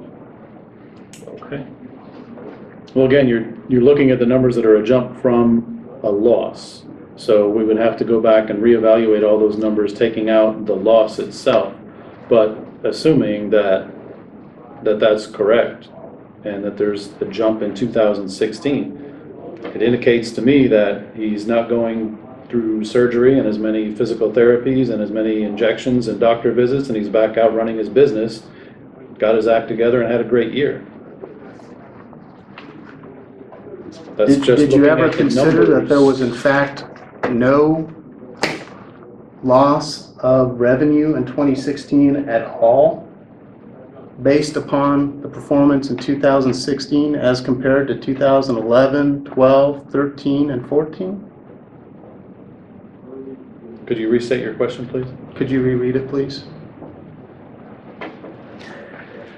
question, did you consider there was in fact no loss of revenue in 2016 at all based upon the performance in 2016 as compared to... Let me re-ask the question. That's not the question I meant to ask. Did you consider the possibility that there was no loss of profit in 2016 attributable to his injury, given that the performance in 2016 was better than 2011, 2012, 2013, 2014, and of course 2015, the year where he was in treatment substantially? Did you ever consider that? There are a lot of different parts to your question, so to try to catch all of it and give a summary in the answer, yes, obviously I looked at that, and looking at the numbers went up. Looking at the equipment and the teams and trucks that he's purchased, well, it should go up, because in 2011 he was working out of his pickup truck. In 2012 he bought a truck. In 2013 he bought 2 trucks, 2 F-550s. In 2014 he bought another truck, a 350, and in 2015 he bought an F-650. So if he adds bucket trucks, I'm assuming he's adding teams, so I'm assuming he's able to create more revenue from those assets. So it would make sense to me that it would go back up if he's able to get back out and work again after the accident and the treatments, because he's got the equipment to do so. But as far as specifically saying what project made a difference, what person made a difference, that wasn't what I was asked to do. So no, I did not do that. My point is, all the data we have for 2016 Mhm. is better than every other year on the table. Mhm. We can agree with that, on that, right? Yes. Did you consider, because of that data, that the best data is in 2016, that perhaps there was no lost profit as a result of the injuries in 2016 at all? No, because using trend analysis and change analysis, you can show that if that's how well he did to come back from that, there should have been an additional amount based on what he went through in 14 and 15, and he should have earned more in 2016. He was going through treatment and whatever else for most or all of 2015. To come back from something like that and just snap your fingers and say, okay, now this is going to be the best year I've ever had, in my experience, doesn't usually happen. There probably, in my opinion, would have been even more revenue and thus more profit had he not had the accident and the injury and the surgeries and the treatments. Okay. That's my opinion as developed by looking at the numbers that I have available.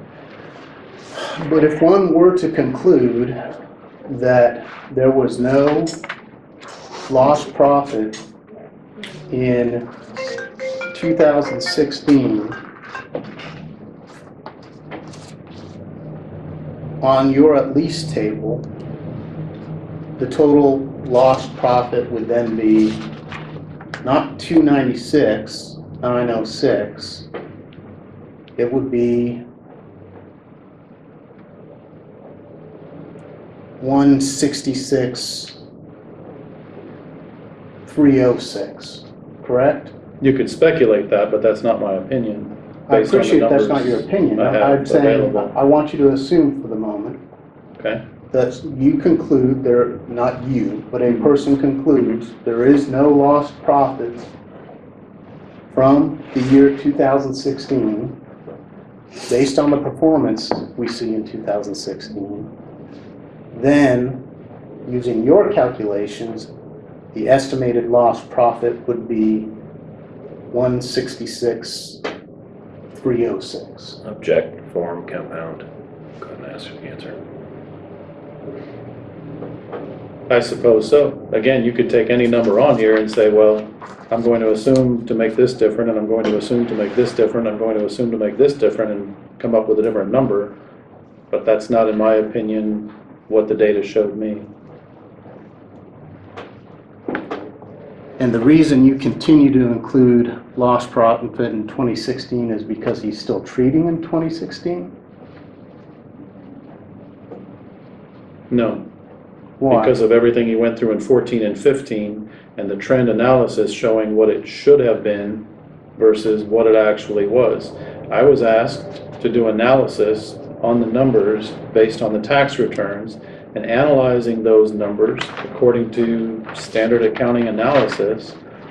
The numbers I came up with were projected revenues, as you see on the top line, for the at least and the as much as of what that trend would have produced. And that happens to be higher than the actual number. You said standard accounting analysis. Is there some treatise or authority you rely on for making the calculations the way you've done them here? Basic financial analysis, horizontal analysis, and trend analysis. Okay. It's not a specific treatise, I believe was your word. Yeah, I just a source, some sort of source that says this is the right way to determine this kind of a loss. Well, as I'm sure you're familiar with in your business, there are certain things that you know from experience, and there are certain things that you go back to a reference manual and you look up. There are continuing education courses that I take every year, way over the number required by law, so that I can keep up with those types of things. And this particular analysis is accounting and financial analysis standard procedure, if you will. So I didn't refer to a specific source. But this is a calculation you've never made before, right?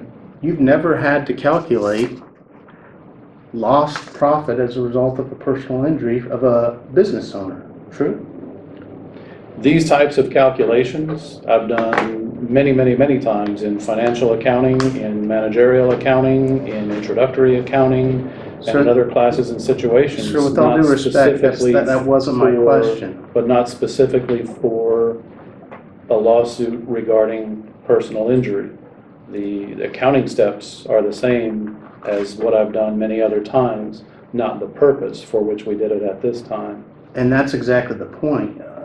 You don't know if that's the proper technique in this setting because you've never had to make this kind Well, of that's the- calculation in this setting, true?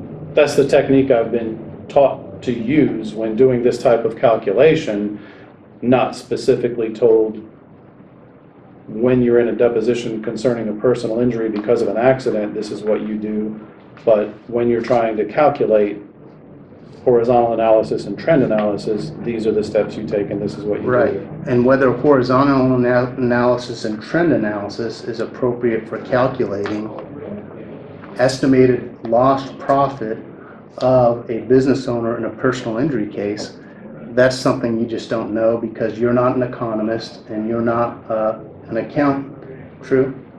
Well, it wouldn't fall under the duties of an economist, and some accountants may specialize in that or not, but based on my professional opinion and my education and what I've been taught to do in this type of analysis, this is the correct number to come to. Again, you can speculate having to do with the lawsuit, and I said that I have not been deposed before concerning a personal injury lawsuit, so that much is true. But these are the numbers as I have always learned to present these numbers. So you can. What you mean by that is this is how you do a horizontal analysis and a trend analysis, right? This is how you do that analysis. Right. How you calculate lost profits for a business owner who suffered a personal injury and whether it should or should not include a horizontal analysis or a trend analysis, you just don't know because that's not your education or experience. True? Question asked and answered. Then answer it again. Accounting rules and processes don't change because someone said, well, this is a different case, this is a different case, this is a different case. This is how you come up with lost revenue, and that's what I've done. Whether it's lost revenue because of an accident or lost revenue because of some other issue, I didn't look at. I looked at where's the lost revenue, and there happens to be a correlation to what Joe went through with the accident and the treatments. That's what I have here is the correlation and my professional opinion. Okay, let's move on to the as much as table. The as much as table is the exact same set of calculations. The only difference being that when it comes to projected revenue growth, you only use 2012 and 2013, correct? Correct. And so that gives you a projected change in revenue growth at 41.2%, right? Yes. So you're using essentially just two variables to come up with your projected revenue growth factor, right? Correct. And we already talked about this. The more robust a data set is, the more reliable the end product will be as being predictive. True? Technically, yes. We're limited to the number of years we have to work with and when the business started. So there aren't a whole lot of years I can go back to. Those were the two best years, in my opinion, to use for this, for that reason. Okay, and so It you got would be preferable. 41.2% doing it that way, right? Sorry, can I have this question again? So you got 41.2% just using 2 years of change, Yes. right? And by the way, did you ever consider using any 2017 data? I don't have 2017 data, and the tax return hasn't been done yet, and the year isn't finished. But you could have gotten the data for 2017 as of September 31, 2016 and extrapolated from that, could you not? Had such data been available, but I can't speculate as to whether I could have gotten that data or not. Well, did you ask for it? No, that It wasn't would what I was have, asked to it would do. have provided you with another piece of data to put in your set to create a more reliable factor, true? I don't think it would have been more reliable because it's a year that isn't finished yet, so it's speculating on how this year is going to turn out. Well, what would have been optimal is if the business would have started in 2005 or 2008 and would have many more years to look at. But that's just not the case. So I took what I had available, what was provided me through tax returns going back to 2011, and those are the best numbers I could come up with. In an ideal world, I would have 3 or 4 or 5 years in there to compare. In this case, there isn't enough data available, so I have to use my best judgment, and those are the 2 years prior to when the accident happened. And the theory behind throwing out 2014 is because that's the accident year, right? Yes, that's why I did 2 pages, one at least and one as much as, because one took into account the lower number for 2014 and one did not. Okay, and it makes a difference of nearly 90,000, well, $85,000, right? Roughly, yes. Just by making that one change. Right. And that one change changes the growth rate from 35.2% to 41.2%. Correct. 41.2% year over year is a very significant growth rate. Agreed? It is. It's not uncommon for small contractors. That's the nature of the business, or one of the natures of the business. But yes, it's higher than the average in many businesses or industries. It will be That's true. rare for businesses to have that kind of growth rates year over year. True? For many types of businesses, that's true. I've seen many small contractors where this is not an anomaly at all, where this. And the bigger the company gets, the harder it is to produce that kind of a growth rate. True? Generally speaking. I mean, IBM isn't going to have a growth rate year over year of 41% anytime soon. We can agree on that. Generally speaking, that's true. On the other hand, when you look at 2011 to 2012, you get a substantial growth rate from 2011 to 2012. This Right? is true. Using your example of IBM, if you look at IBM and Microsoft and Apple, that wouldn't be typical of them today, but in the years from when they started as an entrepreneurial business to the next several years, it would blow this out of the water. So yes, an entrepreneurial business that's a couple of years old is going to be different than a blue chip company like IBM. And that's why throwing out 2011 to 2012, that growth rate would have been an appropriate thing to do. True? Throwing out or not throwing out? Throwing out the growth rate would have been an appropriate thing to do. From 2011 to 2012, I didn't include that growth, okay, from 2011 to 2012? Yes, the change in revenue growth. No, because you used it. Yes. And Those are the and 2 this is years I why- have. So I'm sorry, can I put one at a time? Excuse me, and that's what proves up why it shouldn't be used, because in the early stages, the ability to get growth is accentuated. Well, this business is in the early stages, so I think that's kind of the main point here, is that this is not a business that's been around for 30 years and has reached a plateau. It's a business that's entrepreneurial in nature and in an industry that has many other small companies like this that are entrepreneurial in nature. And so that's why I have seen these rates of growth before, and it doesn't seem out of the ordinary to me because that's the nature of that type of business.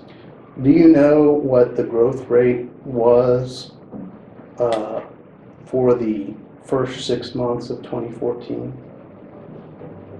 No, I don't. if the growth rate for 2014 during the first 6 months was consistent with the growth rate for the last 6 months of 2014, would it then be appropriate to exclude it from your projected change revenue growth factor on the as much as table? Not necessarily. Why not?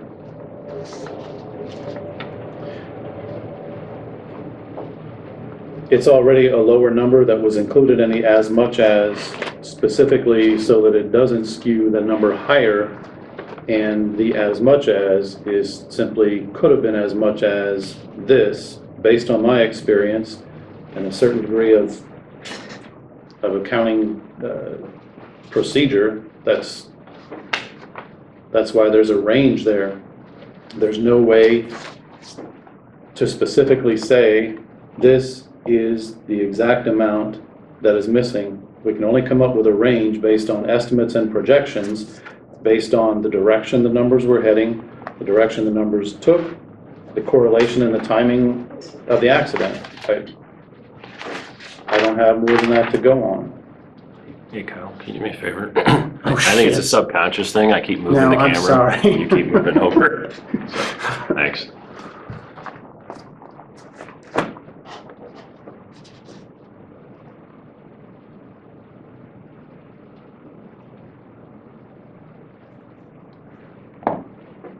Do you have much longer? Should we take a break? No, I'm really close. If not, I'm gonna have to get either more coffee or a bottle of water or something in a moment.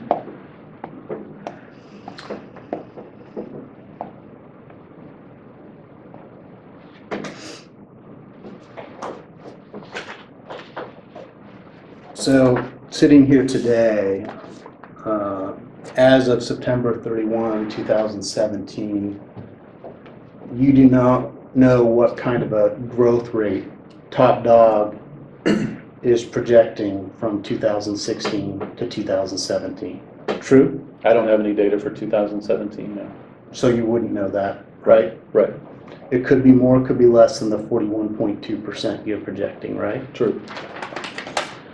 And as of September 31st, 2017, you do not know what kind of profit margin Top Dog is projecting for 2017, do you? Correct. It could be more and it could be less than the 30.1% you're using. And the reason we don't know is because you didn't ask for that data, right? The reason we don't know is because that's not the data I was asked to analyze. If you were asked to analyze it, you could, and we If it know were available, yes, theoretically. But as I said, there are no bookkeeping and profit and loss and formal financial statements prepared for the last several years. So the data that I have to go on is tax returns, and most of that I use the raw data to calculate these tax returns over the last several years. I don't have anything like that available for 17, and I don't know if it exists. Well, what we do know is the documents, the underlying documents that would be used to prepare the tax returns exist for 2017, right? Yes. So it would just be a process of someone actually collecting the data and evaluating it for 2017 the same way you would for a tax return, right?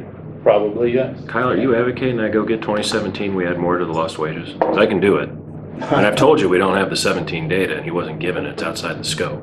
I mean, I can go get I'm it. just asking him. I can go get it. We can what change his What opinion. he's factored his growth sum, that's all.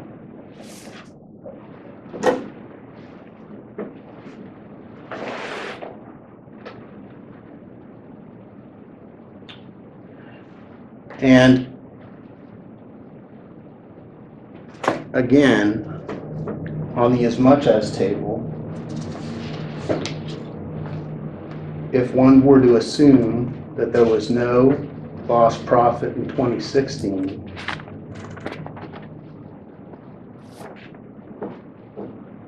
the total lost profit on your as much as table would come in at somewhere around $199,400, true? Roughly.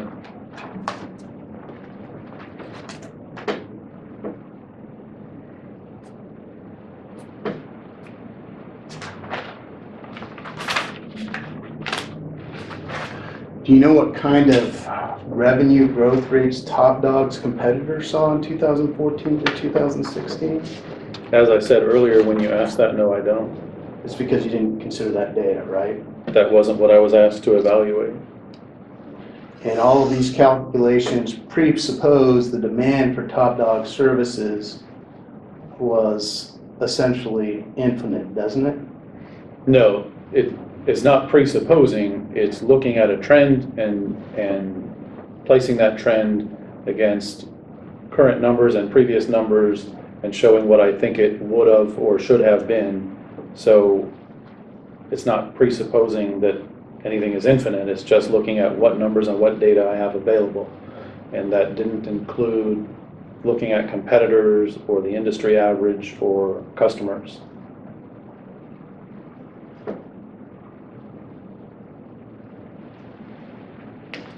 All right, I don't have any more questions.